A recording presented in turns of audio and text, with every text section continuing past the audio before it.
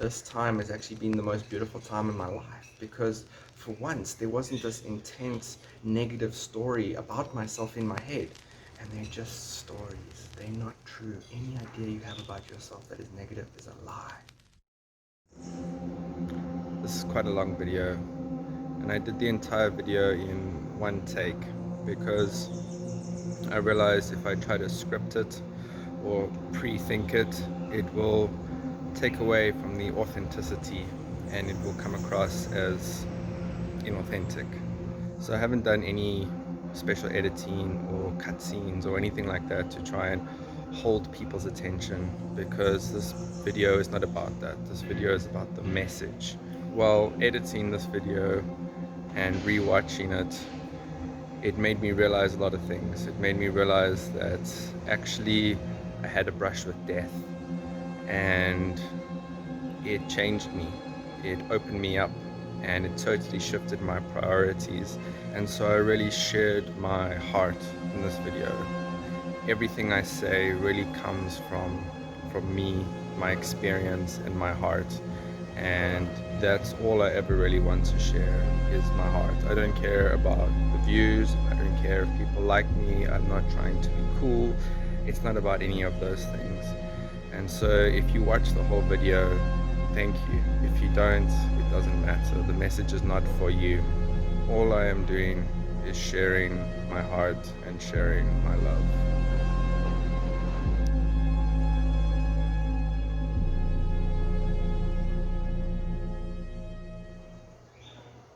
Well, hello there. It's been 18 days as of recording this video since I broke my neck. In the beginning, I couldn't do anything.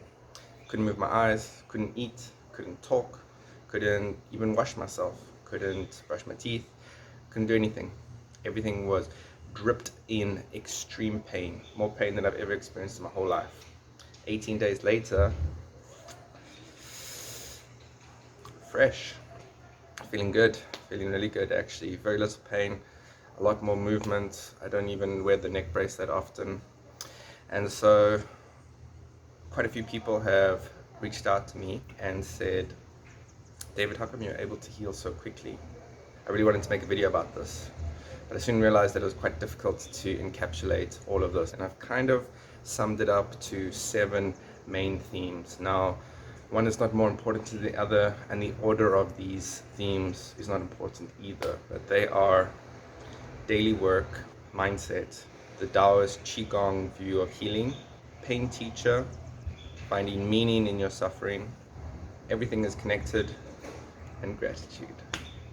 And so I just want to take this moment to extend my gratitude to you for watching this video. And if you're one of the people that reached out to me during this time, I just want to give you lots of love and say thank you, because this was quite a challenging experience for me. The love from other people, from my friends, from my family, from strangers, from people I've never met before, from people on social media, it touched me deep. You know, it made me realize how important a sense of community is. It made me realize how important reaching out is, because you cannot make it through this life alone. So thank you. I love you. So, how was I able to heal my neck so quickly? Now, of course, those who know me know that I'm relatively healthy.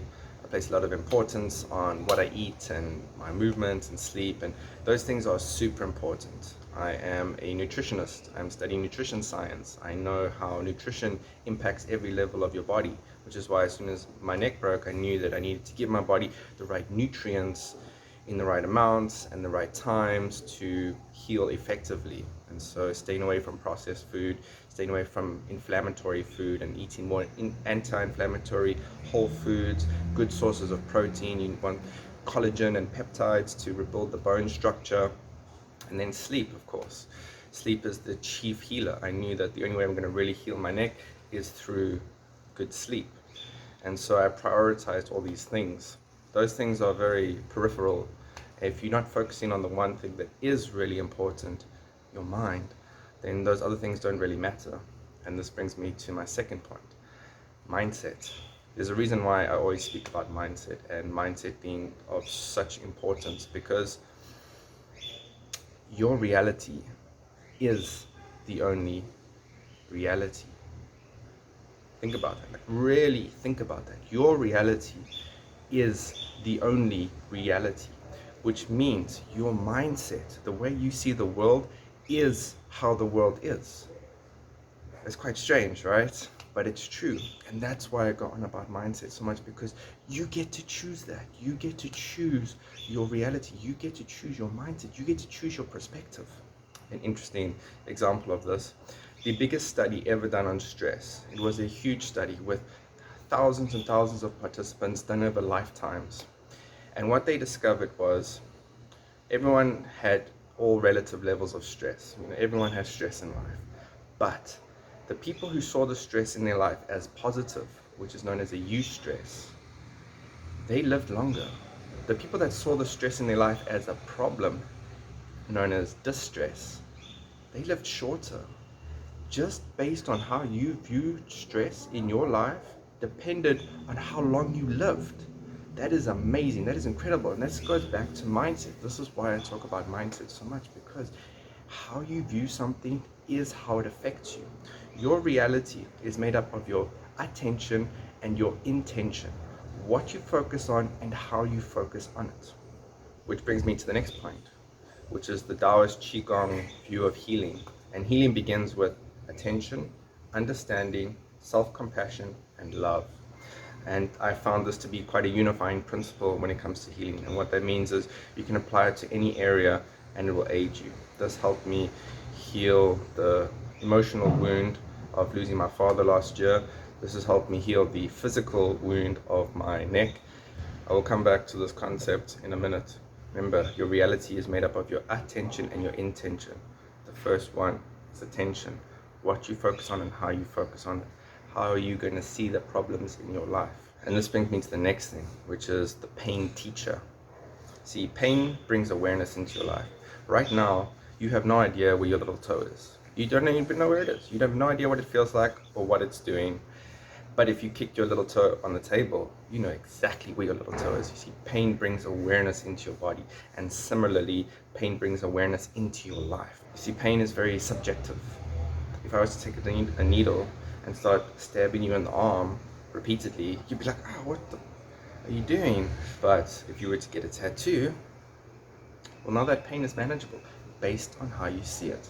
We go through difficult experiences and we learn from them, we grow from them.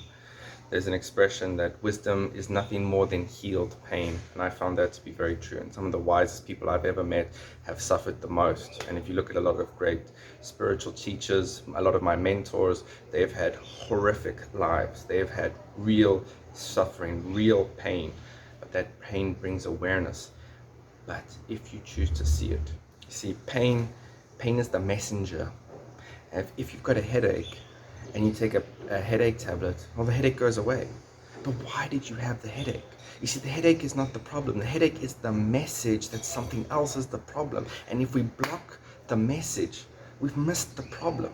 And I think this is the biggest issue with our whole medical industry, because it is an industry now, is that we are trying to treat symptoms instead of getting to the root cause. If you get sick, they give you things for the symptoms of the sickness. You got a cough, you got a blocked nose, they give you something for your nose, something for your cough, and probably an antihistamine. But that's not the problem. The sickness is the result of an underlying issue, the root cause. And that's what it means to express understanding. You have to go deeper down. But first you need to pay attention. Which brings me to the next point, which is finding meaning in your suffering. You see, if you're in pain or if you're suffering and you don't know why, it's horrible. It's just terrible. It's pointless. It feels like, what is the point of living? It makes you very nihilistic. And you see, suffering is similar to the pain. If there is no meaning behind it, it's just suffering. Once you find meaning in it, now you can transcend it. Now you can learn from it. Now you can grow from it. And so, for example, if you were in a lot of physical pain, like your body was aching and maybe you're really not feeling good and you've got a headache and you feel sick and your bones feel painful and you don't know why, well, you would be freaking out. Am I dying? What's wrong with me? You'd be really afraid. But if you were in a triathlon and you were pushing your body to its limits and you had all those same symptoms, well, now there's meaning behind it because you're running a race. You're trying to across the finish line, you're trying to achieve something for whatever reason that you were doing that, but that is your meaning behind it, that is your drive, that is your goal. So now that gives your suffering meaning. Now you can transcend it. If you want to understand more about this concept, there's a really amazing book called A Man's Search for Meaning by Viktor Frankl. Viktor Frankl was a Holocaust survivor. He was able to transform all of that pain and suffering into a real healing, and he came up with a kind of psychoanalysis that helps you find meaning in your suffering called logotherapy, which is amazing. And when you read that book, you can see what real suffering is. And I'm not saying that we don't suffer, because we all suffer. When you read about that kind of suffering, which is extreme, where they torture you and ridicule you and beat you down and remove you from your family and remove your identity until you're nothing, you're not even a human anymore, that to me is real suffering. Most of the suffering we experience today is a lot to do with in our minds. In fact, the entire Buddhist doctrine is based around the fact that life is suffering. And that's not to make you nihilistic and think what's the point of anything, but to prepare you for that this is the norm. And so when it happens, it doesn't crush you, but you actually welcome it. And that was the first time I had a introduction to a new way of looking at pain and suffering, was welcoming it, because it was there to teach you, it was there to show you something. Life doesn't happen to you, life happens for you. Again, that's a mindset shift. And so as soon as this happened, what is it teaching me? What am I learning from this? Which brings me to the next thing of everything is connected. Now, everything in your body is intricately connected. Every cell is in communication with every other cell. In fact, when communication breaks down, that's when sickness arises. When a cell starts to deform and not function properly, it's given a signal known as apoptosis, which means to kill yourself. And so the cell will die in order to preserve the whole. Cancer is a breakdown of that communication. It's no longer receiving the signal to kill itself, and that's how cancer spreads. So cancer is like it's been cut off from its community. It's cut off from the communication. Everything in your body is intricately connected, and everything in life is intricately connected as well. Inside your veins, inside every single one of your red blood cells, inside your hemoglobin, is one iron atom.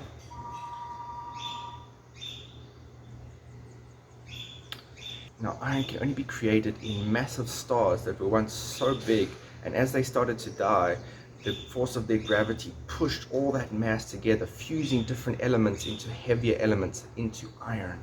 And so inside every single one of your red blood cells is one iron atom that was forged in the crucible of a massive sun billions of years ago.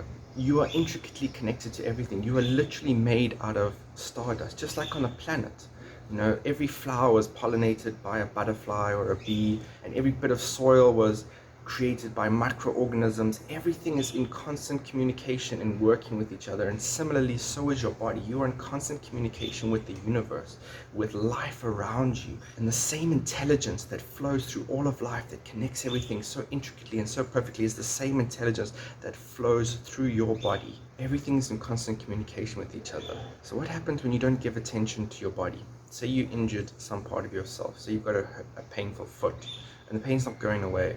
What happens when you don't get attention to it?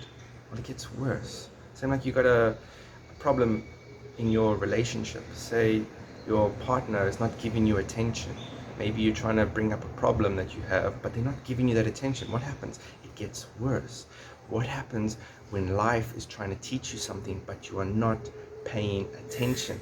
It gets worse. And that is why I've said to a lot of people, like, I asked for this. And people are like, what are you talking about, David? Because you're in constant communication with everything around you, sending out messages. And if you are not paying attention, well, life is going to bite you. And so as soon as this happened, I understood. I said, thank you for this, because I knew what life was trying to teach me. I took a hard look at my life and I tried to understand. Remember, attention, understanding. Tried to understand where I'm going wrong. And I was so driven by my ego. My ego is massive. That's why I said in my last video, especially if you got a big head like me. Because every time I move from a place of ego, I get sick or I get injured. For example, if you're at the gym and you're trying to show off in front of a buddy, but you know, like you're trying to push yourself and you know that maybe you can't do it and you lift the weight too heavy, you get injured. Or you're trying to impress someone of the opposite sex and you do something stupid and you get injured. It's when we move from that place of ego that often all of these things happen. Now, ego is important because it's the interface with how we connect with this world. You need your ego. I love my ego, like who I am as a person, as a human. But when I move from that place, when I act from that place of ego, all these kind of things happen. And I saw in the last few months and weeks and days leading up to this, my ego was just so big. Everything was about me, me, me. And I was becoming selfish and wrapped up in all these ideas. And I've always considered myself like, a strong person. And that identity is just an identity, it's just an idea. And so when I would like destroy myself constantly in the gym in the pursuit of some body image, it's coming from ego. It's coming from like mental illness. I think that happens to a lot of us is we pursue this idea of perfection to the cost of ourselves because we're not comfortable with who we are. We don't know who we are. And that's one of the big separations that's happened in life. It's separation from ourself, separation from nature.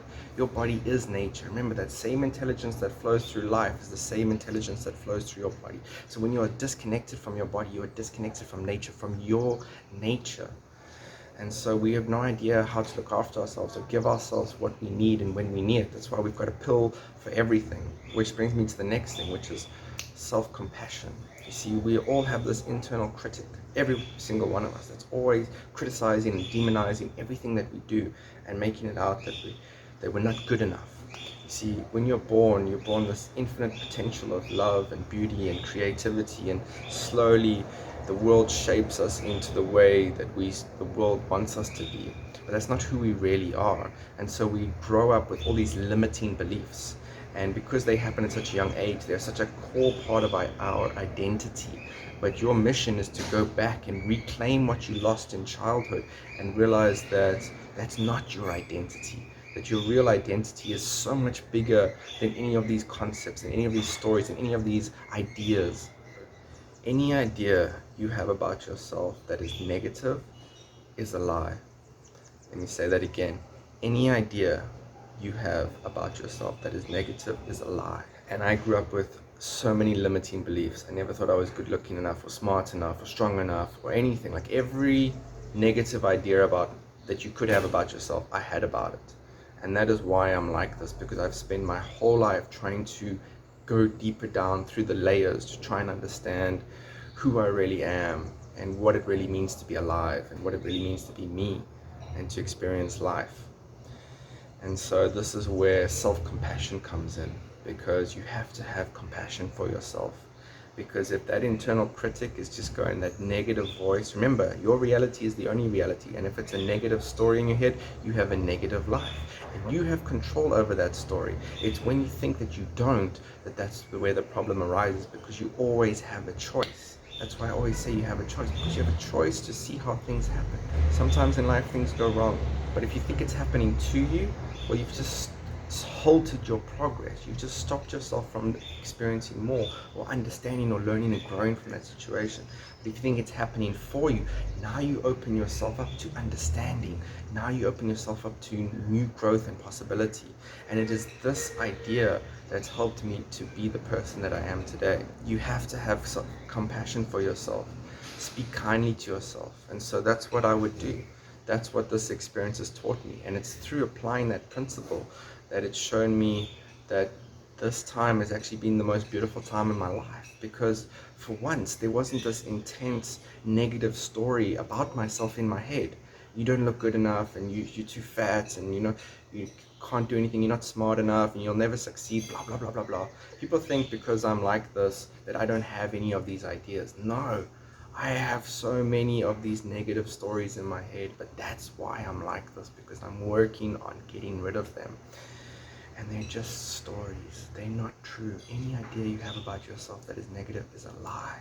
You have to have self-compassion. When this happened, I gave myself so much love. As I would talk to my body, I would talk to my neck, I would say thank you. And I would give myself love. And that brings the fourth one. Attention, understanding, self-compassion, love. You have to have love. You've got to have love. If you don't have love, well, everything is terrible. Everything that exists in this life came out of love. When you were born out of love, and you're just a ball of potential love. And slowly we've forgotten that. But love Love starts with you. We're always looking outside of ourselves for all of these answers, but really it starts inside of us. If we don't have that self-compassion, if we don't have that love for ourselves, then you will never have it, because we always think it's just next door. It's like we're always waiting for love. When I'm in this relationship, when I have this job, when I have this body, when I have no. It's the same as happiness. We think happiness is one thing. It's just over there, that meal, but it's always moving to the next goalpost. But happiness and love is now.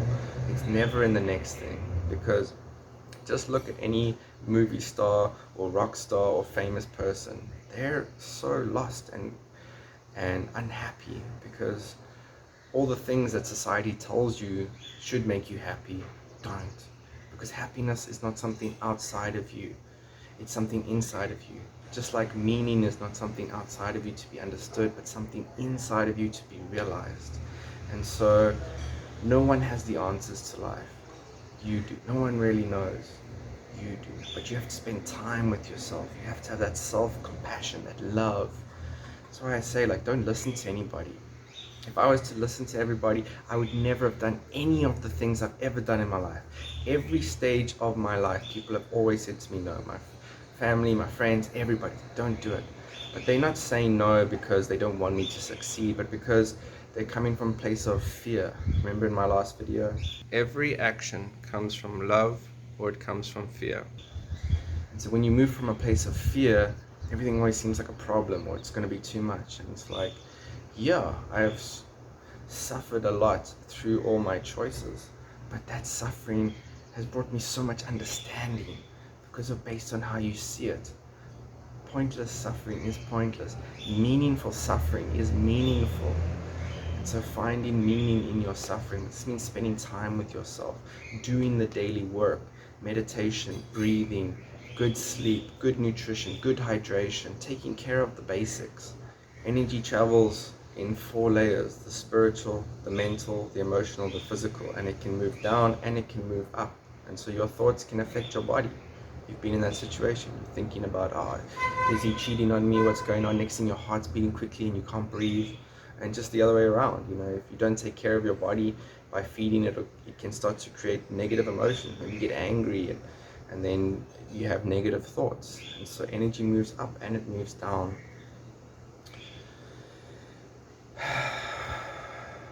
And this all brings me to the last point, and I think this is the most important aspect out of all of this, and that's gratitude. Learning to say thank you for what you have. And it's not always easy, and especially when life is difficult and you feel like it's too much, but there is always something to be grateful for. You see, every thought carries with it an energetic signature. It sends a message to every cell in your body. And so each one of those thoughts carries the potential to increase your energy or to lower your energy, to make your cells healthier or to make your cells weaker. And gratitude is such a high frequency, such a powerful frequency. And so when you really express gratitude, you're changing your physiology, you are changing your energetic signature, you're changing your body, you're changing your life. Remember, your reality is the only reality, and you get to choose that. And an attitude of gratitude will take you from here to here. There was a time in my life where I couldn't find anything to say thank you for, except for the fact that I'm alive and I have a place to sleep. My life just felt so meaningless and terrible. But even expressing gratitude for those two things made it more manageable. And so finding things to say thank you for every day. The first thing I do when I open my eyes, thank you. The last thing I do before I go to bed, thank you. When I drink a glass of water, thank you. When I'm eating food, thank you. Always expressing gratitude, because it will change your life. I write down thank yous in my book. I say thank you for everything. And try and extend that gratitude out for as much as you can, and it will change everything. I would say thank you for my broken neck. And what does that do? It changes it. It makes it into an experience of learning, an experience for change. And so that's how I healed my neck. It's not easy to encapsulate all these ideas, and all of this comes from a lifetime of trying different things and studying and working on myself. I believe these principles apply to all of us. We're all human. We're all having the human experience. We all know what pain feels like. We all know what suffering feels like. And so finding meaning in your suffering, expressing gratitude, changing your mindset, seeing pain as a teacher, not as a problem to avoid or run away from. Learning to breathe deeply. These are all tools that can help us move deeper into these things. And so when you see some pain in your life as a teacher, as a way to understand yourself deeper, to understand yourself more, wow, that's so much different to pointless suffering. So it's quite a long video, but I could talk about this forever. But I hope that you were able to take some ideas from it. The whole reason I do any of these things, the reason I'm studying nutrition, the reason I share, the reason I make these videos is only because I care, because I love, because giving you love is giving myself love. Remember, the world is your mirror. What you see outside of you is what's inside of you. And so when you give love, you receive love. People often think you have to take something to receive something. No, you have to give something to receive something. That's the law of the universe. And so I always give lots of love to everybody. That's why I forgave that man who tried to push me over. Because if I hold on to that anger, he's not suffering, I'm suffering. And Buddha said, holding on to anger is like swallowing poison and expecting the other person to die. And so forgive, show love to yourself. It has to come from yourself first. If I don't have love for myself, I can't give love to you. Give love to yourself first.